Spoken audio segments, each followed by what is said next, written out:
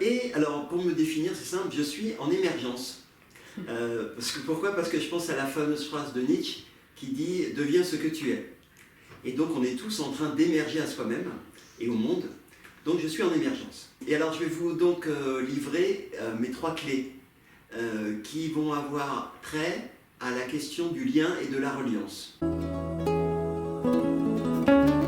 C'est les liens que je vais, au cours de ma vie et au cours du temps, décider de créer. Et donc, c'est cette question du lien aux autres et de mes actions et du regard que je porte sur les liens. Et en sachant que cette question du lien est essentielle à mon bien-être, aux autres et au monde, quelque part. Quelle est la nature des liens que j'entretiens avec les autres? Est-ce que c'est des liens éphémères?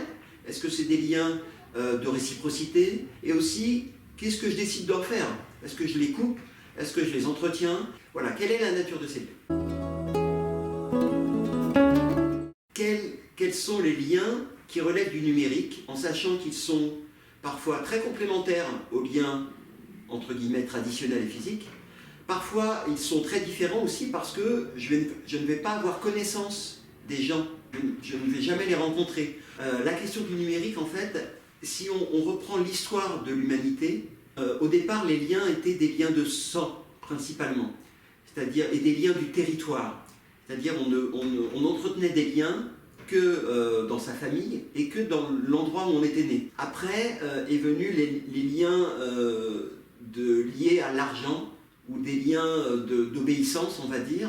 Et aujourd'hui, on entre dans les liens du sens. Et ces liens du sens reposent pour beaucoup sur le net. Parce qu'on peut trouver des communautés de valeurs où on va avoir plus de rapports et d'échanges et de force dans ces liens qu'avec notre propre voisin. Alors ça n'est pas une obligation, ces liens-là, c'est juste une possibilité, mais qui va être importante en fait à l'avenir.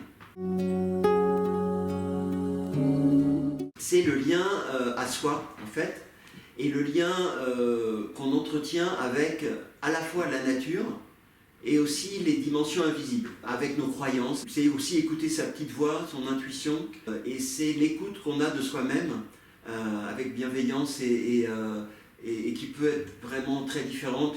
Pour les uns, ça va être avec la prière, pour les autres, la méditation. Moi, c'est à tout moment, en fait. J'essaye de l'avoir à tout moment, cette sorte de dialogue ou de ressourcement permanent, et parfois ça me prend une seconde ou deux dans le métro, je ferme les yeux et je ressens ce lien et le fait d'être vivant, voilà, tout simplement.